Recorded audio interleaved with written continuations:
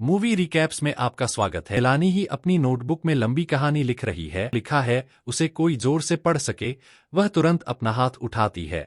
वह अपने लेखन में खुद को उद्धारकर्ता और नायक के रूप में चित्रित करती है।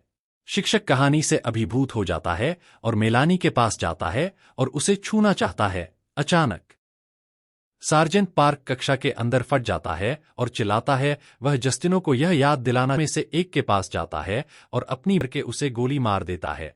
उसे पता चलता है कि जस्टिनो मेलवेल बताते हैं कि वे काटने से फैलने वाले कवक से संक्रमित होता है, तो उसे पता चलता है कि यह खराब हो गया है और उन्हें लंदन के माध्यम से एक तेज लेकिन अधिक करते हैं जो उन्हें इसे पार करना होगा।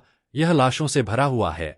वे दूसरों को सूचित करते हैं कि लाशों के बीच से गुजरने और आश्रय और आपूर्ति खोजने के अलावा कोई विकल्प नहीं है।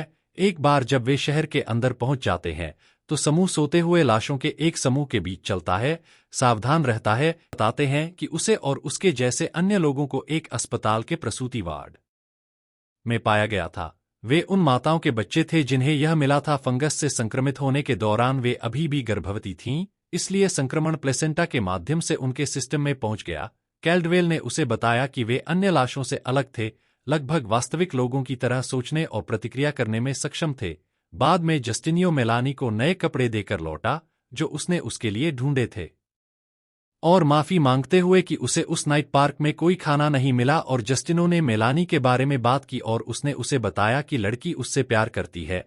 इस बीच कीरन लड़की की रखवाली से शिकार करने के लिए बाहर जाने दिया। वह अपना खाना तेजी से ढूंढती है और खाने के बाद उसकी आंखों से आंसू निकल आते हैं।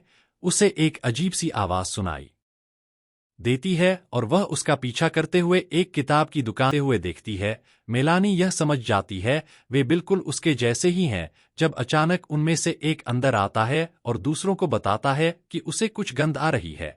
वे सभी उसका पीछा करते हुए वापस मोबाइल लैब में आ गए। कैल्डवेल बीमार हो रहा था और जस्टिना को सूचित करता है कि उसे सेप्सिस है।